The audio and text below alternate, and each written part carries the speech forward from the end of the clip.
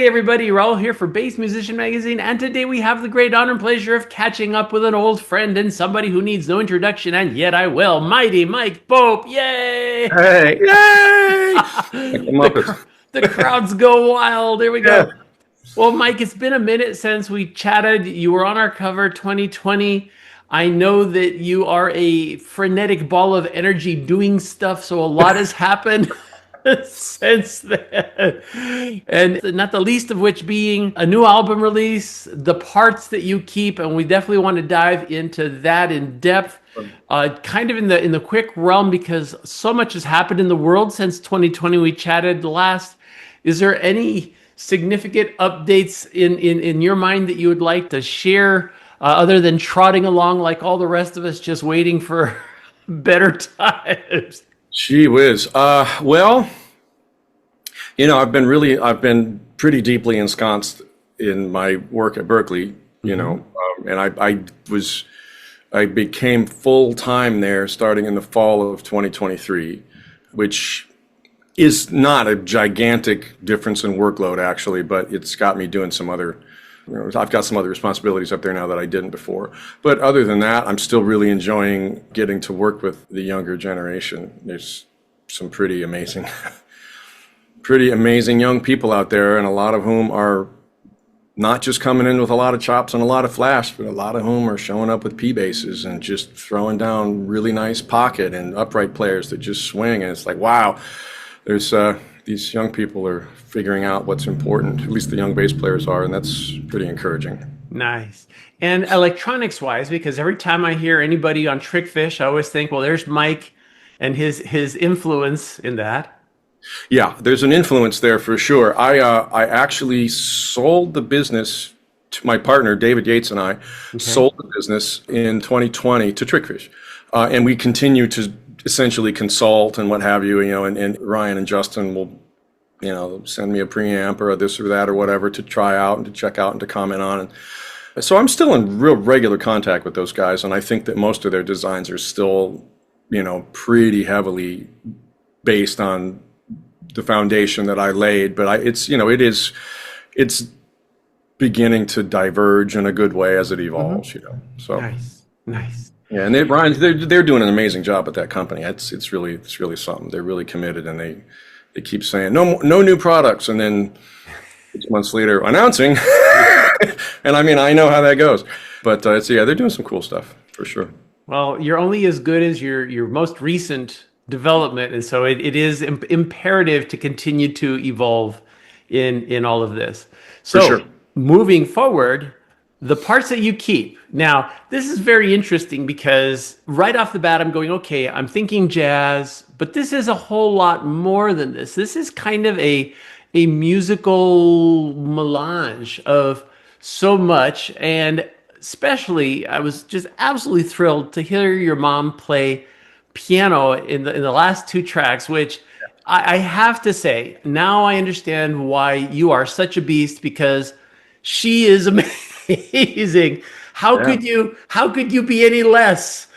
Yeah, and my dad was the same. They both were just world class musicians, and so they were. I grew up around the stuff that seemed real normal to me was really, really rare, and I just didn't know. So I was the influence is enormous, and my brothers too, and particularly my oldest brother Dave, because Dave and I we used to play together a lot when I was real young, before I even really had a bass. She's incredible, and of course, unfortunately my dad passed away in the fall of 2019, in October of 2019, and honestly, I think he kind of got off easy because he missed the pandemic. Oh yeah. He'd had a long, long life, and he was, he was very fulfilled and was pretty much ready to go. So I think in a way I think the pandemic would have been miserable for him. So, because his health was not great. But but he, and in fact, my brother just unearthed some recordings that he did of my dad. Wow. Playing some just unbelievable, mostly Rachmaninoff, it's like 5-piece Rachmaninoff preludes and one etude tableau, and then this Hinastera piece that's amazing. and I can't think of the title of it. It's Spanish. And it's something about Dance of the Beautiful Girl. Danza de something la I'm not even going to try. Anyway, that and a Prokofiev sonata, I guess. Yeah. So anyway, so now I'm kind of in the process of remastering those and trying to make them into a record. It's a classical record, that would demonstrate his whole thing, which was pretty mind blowing in and of itself. So. Nice. Well, and with this, you've got a blend of some of your original compositions. You've got some jazz standards, and I use the term loosely because you have changed them creatively. You've taken creative license with some of them, and then, of course, the classical pieces that you got your mom's tracks on. And it seems like more of a deep expression of your musicality than just simply I set out to make a jazz album kind of thing. I think there's a lot more of a statement here. Tell us a little bit about that inspiration. Well, the whole concept actually, in one way or another, kind of started, the seed of it was this really beautiful Tom Waits song called "The Part You Throw Away." I think it's "The Part You Throw Away." The parts I think it's "The Part You Throw Away." And it's my compositions are nothing like that composition, but that title really struck me, and I got to thinking about the opposite. As I've struggled at times in my life to really kind of figure out what to do and what was my real artistic identity. I kind of realized that some of the ways, I look back at when I was 12, 14, 15 years old and think about how naive I was, but I also realized that, a lot of the ways that I experienced music at those times are still as valid as they were then. And I kind of realized, and I think it's true of everybody, but I decided that, each version of myself sort of leaves me with something that I want to hold on to. Even if at the time I wasn't the best player yet, or I wasn't, or whatever, you know what I mean? If I wasn't as good as I could have been, it didn't matter. It was just because there was something there that was artistic and inspired and genuine, right? And genuine is a huge thing for me. I am so averse to BS. I just can't. So I opted to try to do things and use people from various different sort of phases of my life and try to unify that into sort of my current identity. And that's what I ended up with. And it turns out I'm a really complicated person, but it was a really interesting journey. And the tune that my mom plays, she plays on 2 tracks, but really what happened there, and I know we are a little bit limited in time, so I'll try to do like a Reader's Digest version here, but if anybody even knows what Reader's Digest is anymore. But the short version, my mom had recently recorded this piece that I used to hear her play when I was a kid, by this composer Ernst von Dohnányi. And Dohnányi was a Hungarian composer who, the people who know, he was really a brilliant composer, and he's only written a few pieces that are pretty well known.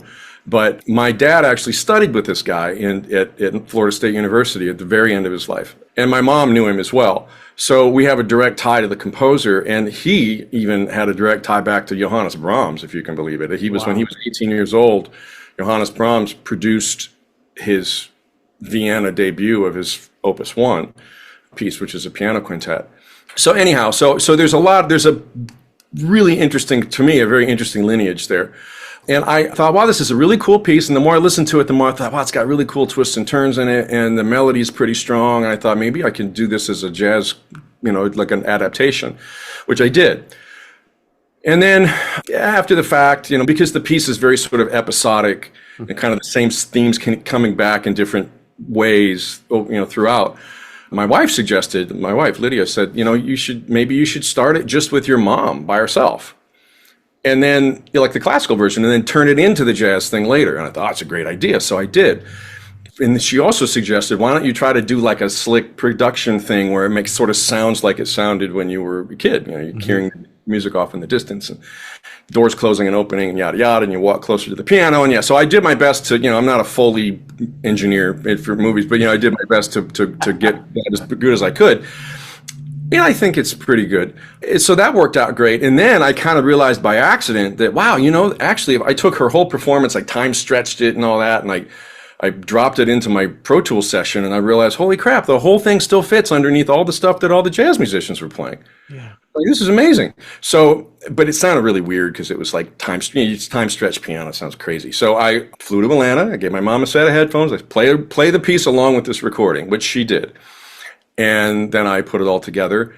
And man, the results are mind blowing. I mean, I didn't expect it to be as good as it was, but my God, it ended up so cool and so unique that I was like super excited about it. So that's the thing. And then I just decided, it's a jazz record, but I thought, well, let me just put her classical her doing it with all of the tempo variations and things that happen in a classical, arrangement that don't necessarily happen, or at least are harder to execute in a jazz, context. So a lot of it was kind of afterthought, but the way that it came together, I mean, it's like, and Keezer's even playing like alterations and stuff here and there, and somehow and he was not hearing her when he did it. He was not hearing the piece. He was just making it up out of his ears. And it still all fit together like that. It was like, holy crap. So I just went with it. I just did it. And geez, I'm excited about it. As you can probably tell. Well, and for those that, if I didn't mention it before, your mom's 85.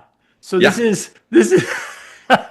and that's why I'm going, what? What? Yeah. It's like, and it is very interesting, especially in my past experience. There's been a lot of, I'm going to say, it's not an animosity, but there is certainly a kind of always been a strong line between classical musicians and jazz musicians, from the point of view where the classical musicians have to play it exactly as it is on the paper, whereas the jazz musicians seem to have that much more liberty. And long story short, I played with a little group. We had a classically trained pianist, and he was still taking classes with a Russian classic pianist. And whenever he played jazz with us on the weekends and went back with his teacher, she would scowl at him and go, "You've been playing jazz again, haven't you?"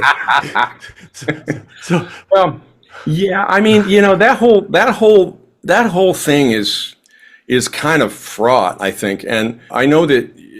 I did my master's thesis on that basic, the fundamental differences between, classical and jazz, and just really, there's a lot of just cognitive dissonance involved in a lot of the arguments that people have about that whole thing. And I think that, number one, okay, so I'm not a piano. I mean, I can play piano pretty well. I just put out a record, but my brother we just did a record with my brother and Patitucci, and I played piano. And it came out great too. So I'm not really a pianist, but when I got my big 9-foot piano, I thought, you know what, I'm gonna teach myself to play this Rachmaninoff G minor prelude, which is a pretty common encore piece. And I got to where I could get from front to the back of it. So by the logic of, well, the notes are there, so you just got to play what's there. By that logic, if I can get to the front, from the front to the back of it, and Yuzha Wang can get from the front to the back of it, then are we the same skill level? No. It's not even. It's a different universe. So it just doesn't make sense. For what I kind of came down to, first of all, like a lot of the classical teachers, even at places like Juilliard, are fully invested in the notion that jazz is a really particular skill set, and it is not an easy skill set, and it deserves respect and reverence because it's freaking hard to do. But I think that more of it comes from jazz musicians thinking that classical music is easy because the notes are laid out for them. But that just could not be more wrong. It's just different.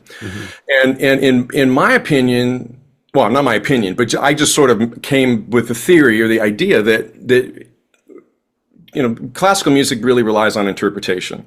And my dad always used to say that a really great performance of a classical piece felt like he was improvising. Nice. Even though he was playing the notes, but it was like, and Yuzha Wang has even said that too, and she's one of my all-time favorite pianists. And she's just incredible, and she has talked about that too. Like, it's no special when you go out on stage and you feel like you've created something new. Well, she hasn't changed any notes, and she hasn't made any, but she's made something new, and it's very real. So I just can't buy into all that crap.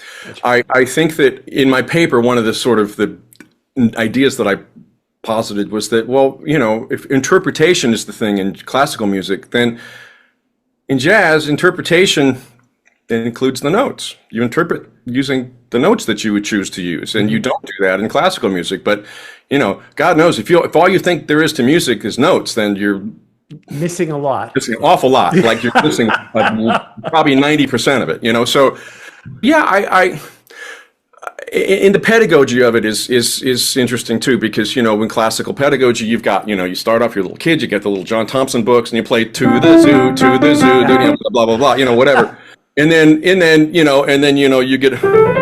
That's the wrong key, but you go through the Bach inventions, and you do little Kabalevsky pieces and whatever, and then you start playing some Chopin and so this and that and the other thing, and it's sort of established that there are pieces that have certain sets of challenges that you give to students at certain skill levels that are supposed to get them to the next level. And you can't really do that with jazz as well, because Take the A Train when you're 15 years old is a totally different tune when you're 40 years old, because it's the melody's the same, but the way you're going to interpret it's going to be radically different. So you can't necessarily say that, these jazz pieces are the ones that you give to the, at this skill level. It's not as quite as organized as that. I mean, there's still that to some degree, but it's not as codified, I guess. Gotcha. Well, and hurting us back to your album. Oh, sorry. It's all related, I promise. Well, there's a lot that actually kind of plays into this, because you've got you've got the interpretation of the standards. You have brought together a great group of musicians, which enable your concept to happen. Again, you started with you as the main pillar of this, and then talk to us about your pals that played with you on this. We'll just go from oldest to youngest. I guess to the best of my ability to figure that out. Randy Brecker, has been a friend and mentor for many, many years. He played on my first record back in 1994, and he's just a dear, sweet person, very supportive and very kind. And I think I said in the liner notes, he was sort of one of the foundational figures in modern jazz. I mean, certainly post 1970, his name is carved into the bricks that built the foundation, along with a million others. But you know what I mean? Jeffrey Keyser and Nate Smith, those guys are contemporaries of mine, essentially. And Jeffrey and I have worked a lot over the years in various different ways. And his trio with Dave Sanborn, with Joe Locke, we did one of his records here at my house. And, there wasn't a second thought. It's like Keyser's playing piano on this. That's it. I didn't even think of anybody else. Actually, I met Nate the day before the session. I had never met the guy, and he had never played with Jeffrey either, or met Jeffrey. So it was really cool to see those two. Like, look, man, just let them go, and it's going to be amazing. And then Jeffrey recommended Roxy Koss. So Roxy Koss is a young and up and coming, but she's done a lot of stuff already. Played in Jeremy Pelt's band and Rufus Reed. I mean, she's just an incredible improviser, and just plays like she's got nothing to prove. She just is one of the most intentional improvisers that I know. She's really brilliant and brought a whole different energy that I wasn't, that I was really pleased with. I didn't know exactly what it was going to be, but Keyser had played with her a lot and highly recommended her. So she's a part of it. And then Amaury Cabral is a brilliant young guitar player who I heard at somebody's senior recital at Berklee, and I was like, wow, man, this guy's great. And we connected, and I decided to have him come up. So, I mean, there's one tune on there where he and Randy are trading, and it's like, what? I mean, he kills it. So it turned out to really be a good mix of musicians. Nate was, Nate is Nate. Everybody knows Nate. But Patitucci was the one who really highly recommended Nate. So that's the route that I went, and I'm glad I did, because my God, man, who is there like that guy? Absolutely. Well, and I think the key thing with all of this, and I almost sometimes don't care to talk about albums, because you have to experience it. It has to be the listener gets immersed into it, and you get kind of sucked into that musical vortex, and it's a journey. And I think kind of as it speaks to some of the classics, your works, finishing up with the classical end of it, it is just an amazing piece of work. And again, much really appreciate you sharing your music with us, because this is what keeps it happening. I mean, people have to share this kind of stuff, and I think that's equally important. So as we look ahead a little bit, what plans do you have in the future? I know this is fresh off the presses. What's in the works? Well, I've been just sort of loosely talking to Jeffrey Keyser and Antonio Sanchez about doing a project together, and we're all kind of looking. I'm looking for a sort of an opportunity when that I might be able to make that coalesce, and that's not as easy because Antonio's living in Europe now, and getting in and out of the country is getting a little more complicated, and I don't know what that's going to be, but that's a wish. Let's put it that way. It's a wish that I sort of am intending to make happen. But I actually am thinking real seriously about re-releasing my very first record, which like hardly anybody knows about, I think. It's a fusion record I made when I was like 24 years old. It's got Michael Brecker, Randy Brecker, and Ricky Sebastian, and Brian Dunn, and Mike Rasheed. I mean, a bunch of Tom Gorn on guitar. It's a really, really cool record. It's very electric. It's me very young. Yeah. But I thought it would be, we might sort of do a historic, sort of whatever, re-release through the same label that is putting out The Parts You Keep. But in the meantime, I'm just feeling a sense of urgency at this point to make music and document music with the people that I really love as people and as musicians. I've got a session coming up with an old friend named Bill Hyde, who is an amazing organ player. I mean, just like sort of Larry Young, but just killing. And he was a guy that, even Joey DiFrancesco was like, oh yeah, Bill, So he's really incredible. I've got it. And we go back to when I was just a kid, playing together when I was 15, 16 years old with Pistol Allen, of all people, from the Funk Brothers, the original, the Motown drummer that played on Heard It Through the Grapevine. Doing those gigs when I was 16 with him, and so I've got a session coming up with him just because I've got the studio here, and I want to document this stuff. I've also got a few more ideas for a couple of classical adaptations that I think will be really cool, of a couple of Rachmaninoff pieces and this Hinastera piece that I was talking about as well. Yeah, I mean, nothing really super concrete, but some definite creative paths that I'm on and just sort of exploring right now. But yeah, something's going to happen soon.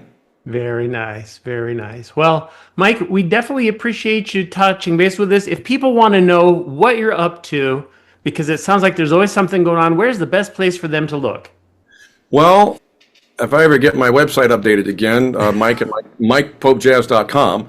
And it seems like websites have they become like the bastard child of, they don't really, it's all social media anymore, right? So, but certainly Instagram, Facebook.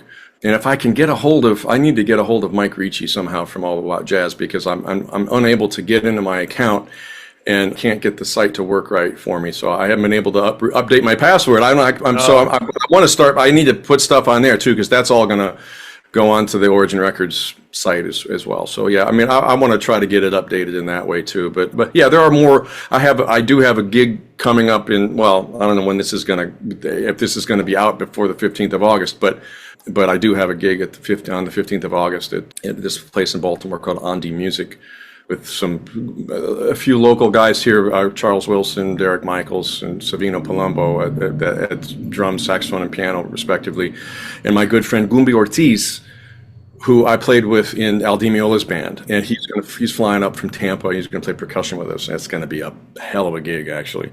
But that's kind of in the short run. That's what I have, and then it's a recording session with Bill, and then Berkeley starts up, and usually things slow way down for a while for me. Then I just focus on getting to and from Boston every week, and teaching my schedule. So back to school. There you go. Yep. Well, again, Mike, appreciate so much, and again, thank you so much for sharing music, folks. The Parts That You Keep. Make sure you check this out. You don't have to be a hardcore jazz person. This has got so much that I think it will just suck you right in. And I know that especially those of us that have family members that played musical instruments, I wish we had something like this that we could share forward and go, yeah, that was where I come from. So again, you've seen him here on Bass Musician Magazine, Mike Pope. Thanks so much, Raul. I appreciate it. My best to Valerie as well. Thank you.